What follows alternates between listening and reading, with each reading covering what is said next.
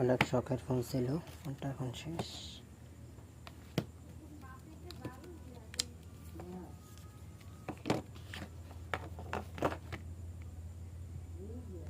দেখুন আমার হাতে অসম্ভব কাজ পড়ে আছে।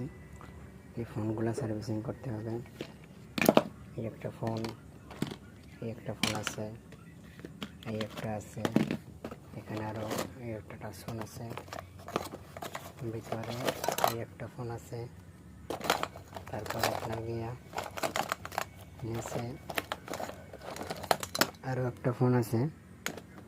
মূলত কাজ করতে করতে এখন আর ধৈর্য কুলাচ্ছে না, তাই এই ফোনগুলোর কাজ ইনশাল্লাহ আগামীকাল আবার ধরব।